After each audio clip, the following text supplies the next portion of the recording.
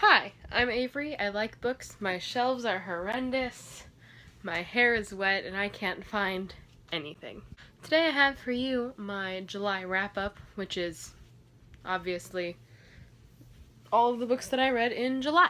And I'm going to be going in order of books of me reading them, not by anything else. And if you see this book here, it's my bullet journal and I have all of my things written down there. It's gonna make it easier for me, so it's slightly more organized than normal. Okay, so the first book that I read was Pushing the Limits by Katie McGarry. I don't own this book. I read it through my library on Libby or Overdrive, which is a free way to get ebooks and audiobooks. Pretty cool. I would recommend it if you have a library card.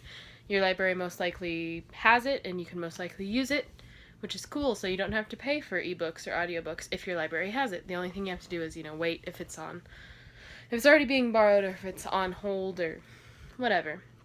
But basically, Pushing the Limits is book 1 in the Pushing the Limits series by Katie McGarry. There are 5 books total, and each one involves, an unlikely romance between two people that have kind of, not issues, but they have issues with stuff. So this book follows Echo and Noah. Echo has a repressed memory because of something traumatic that happened to her, and her whole goal of the book is to find that memory and to learn what happened to her. And Noah is within the foster care system after his parents died, and his main motivation throughout the book is trying to get his brothers back, who were placed with a different family than him, and yeah, they were separated, so he wants them back. So throughout the book, you obviously, since it's a young adult contemporary romance, you see them, eventually, try to get together and all the trials and tribulations that happen with that. Pretty good. I believe I rated it 4 stars? 5 stars? I think 4 stars. I don't know. I should have written that down. Unorganized. Again, wow. The next book that I read, I actually have in physical copy, and this is The 5 People You Meet in Heaven by Mitch Albom. I think I rated this book 5 stars. This book was really good. I read it in one day at the beach, so it's a little watery. You can't see it, but whatever. It's really good. It's really short. This is the 3rd Mitch Albom book that I've ever read, and it is my 2nd favorite, falling behind Tuesdays with Morrie, which that book's really good.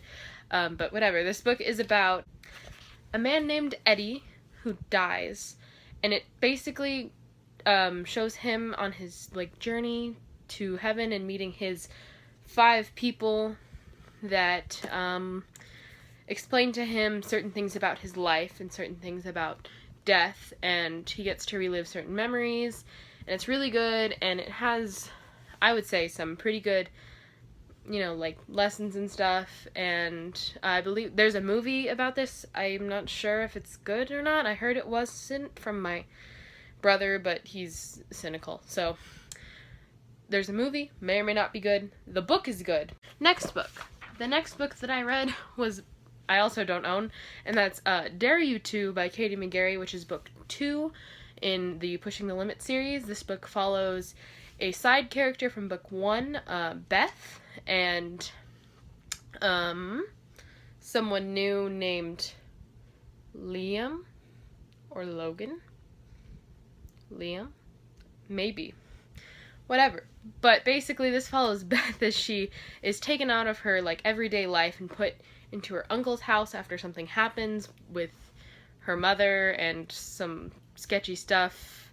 Whatever. Beth has some deep-rooted self-hatred, and the love interest, whose name I don't recall, is a star baseball player and all that jazz. It's pretty interesting. I would recommend this one probably the least out of the series, as of what I've read of it, at least. But it's pretty good. Beth is just a little annoying for my taste. I think I gave this one 3 stars. The next book that I read, or I guess finished, was Rapture by Lauren Kate.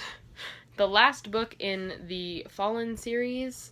Well, I guess kind of last book, because she came out with another one called Unforgiven but I don't know if that counts. But I read this book because I just wanted to get the series done with, so I didn't have this staring at me saying, like, finally read me. I started this book, like, right after I finished the third book last year, 2 years ago. 2 years ago, wow. And I got 80 pages in, and I DNF'd it, but then I found, through my library, like, Libby, or Overdrive, I found an audiobook, so I read and listened, like, simultaneously, and knocked this book out, finally. Wasn't great. Don't like this series. I've mentioned it before. Moving on. The next book that I read is another Pushing the Limits book by Katie McGarry, and that is Crash Into You, which is the third installment of Pushing the Limits.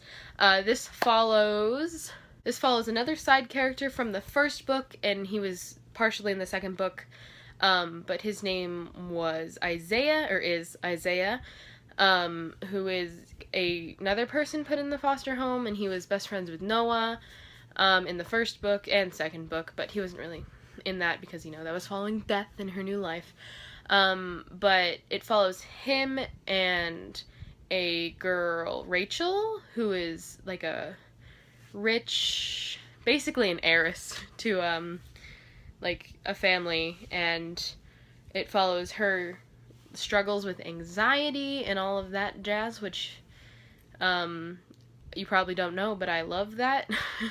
I love when books are able to touch on anxiety and panic attacks and stuff, because I feel like it's important. And they talk a lot about cars, and there's some drama. Pretty good. I think I gave this one 4 stars as well as the first one. I think, yeah, 4-star book, pretty sure. The next book that I read is The Fillin Boyfriend by Casey West. This book, as I've mentioned in like the past 2 videos, I think, is very disappointing. Was very disappointing for me. I really like Casey West. I've read 3 of her books. This is my least favorite. This follows Gia as she's dumped in the parking lot as she's walking into prom. And her friends don't really believe that she had a boyfriend ever. So she finds a guy in the parking lot and asks him to fill in. That's the basic plot. I think I gave this one, I didn't want to give it less than 3 stars because, you know, it's a contemporary romance and, like, you know, whatever. It's good. Casey West is good. She's fine. I just didn't enjoy Gia. Basically, all of them were kind of shallow in this book. Everyone, the friends, the main character, just all of it. But whatever, I think I gave it 2.75 because I felt bad giving it less than a 3-star rating on Goodreads, but, you know, whatever, it's fine. Again, I will strongly say this, if you want to get into Casey West, or if you have gotten into Casey West, I'd recommend reading this book, like, not as one of your first books by her, so you don't get a bad, like, impression, because all of her other books that I've read have been really good, like, for a contemporary romance, but whatever. Yeah, The Fillin Boyfriend by Casey West. The 7th book that I read this month I own, but I can't find because I'm very unorganized. Even though I had it, like, quite recently to read it, but whatever. I read it and audiobooked it at the same time, just like what I did with Rapture, and that's Every Day by David Levithan. This was turned into a movie earlier this year.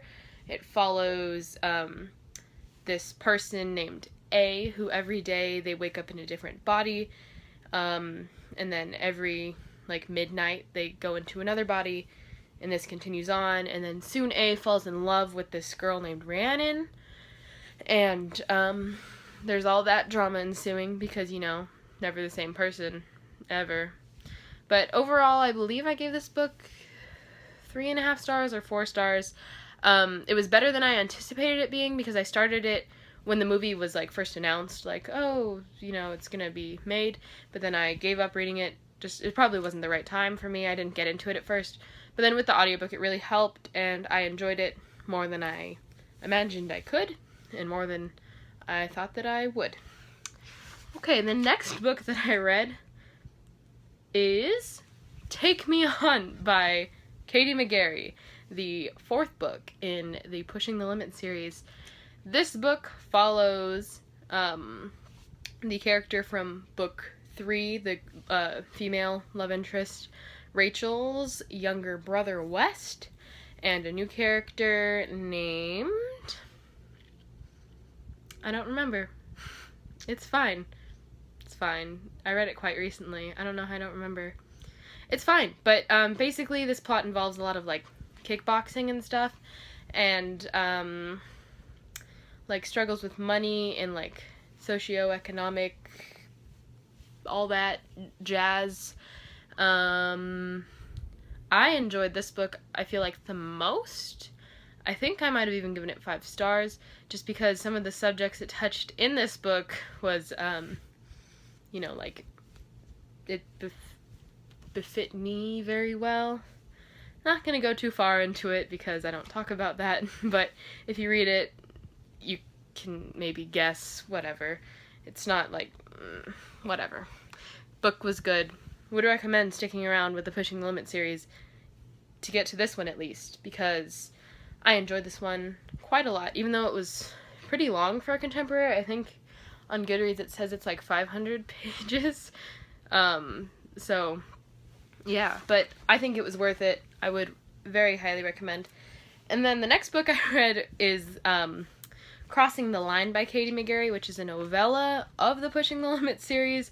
I think on Goodreads it says it's like 1.1 or something, but this follows Echo's best friend and her pen pal that she met at some event. I don't want to... It's hard, since I read basically an entire series, to summarize any of them, because it's hard to not spoil any of them.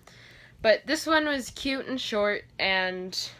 I mean, definitely not the best. I think I gave it, like, 2 stars. I didn't like it that much, but, like, for a novella, it was okay. It was, good. It was a little too, like, automatically, like, I love you. Like, that's... Okay. The next book I listened to, and this is Obsidian by Jennifer L. Armentrout, the first book in the Lux series. It's like aliens. It's like an alien Twilight. Yeah.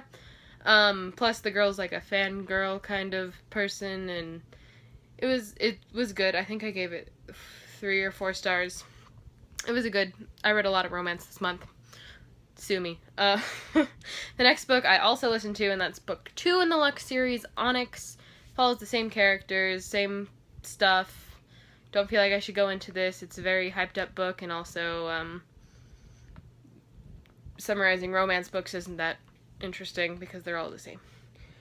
I didn't say that though, but I did. The next book that I read, I also own this book, and I also can't find it because I'm very unorganized. And I read this. Oh my gosh. This is The Darkest Minds by Alexandra Bracken. This book was so good, and I'm so excited to see the movie. And, this follows Ruby. The main character is Ruby, and basically it's in this dystopian world. I know, dystopian's so, like, 2012 and whatever, but, like, this book is worth getting back into dystopian because, basically, the world that it's set up in is there's this disease that hits kids between the ages of, like, 9 and 15-ish, and basically, it'll either kill you, or it won't kill you. And the government started putting out these things to adults, or parents, saying, like, oh, if your kid isn't dead, look for these things, and if any of these things happen, report them. So, basically, these kids end up having powers, and the government tries to detain them in things much like concentration camps. I mean, they don't go through, like, I don't want to compare it to that, because it's not like that, but that's just the easiest way of, it's like work camps, like labor camps, kind of, but it's, like, stupid work, like lacing boots and stuff. But basically, some stuff happens, and Ruby gets out, she meets some people, and they go to find some stuff, and she has a secret, and everyone has secrets, and it's really good, and I would really recommend you read it because, like, 5 stars. 5 stars. That's 10. 5 stars. 5 stars. That book. And the last book, the 13th, I think I read 13 books. The 13th book that I read in July. Wow, long list. This is never going to happen again. The last book that I read in July was the third book in the Lux series. Again, I listened to this along with the other two. I listened to both of them. I don't know if I mentioned that. Which is called Opal, and it's again by Jennifer L. Armentrout. It follows the same people, some stuff. Yeah, I think I gave that one 3 stars. It was like... Overall, this was probably the best reading month I'll ever have for the rest of the year. If you can see, I'm covering this up because this is like stuff. But like, you know, all those books, that's crazy. I had to draw extra down there. Whatever. I can't hold up a stack for you for my July wrap up. But like, here are the 3 books that I can find that I own that I read. Thank you for watching. And, I don't know. My hair's wet. I like books. My name's Avery. Bye.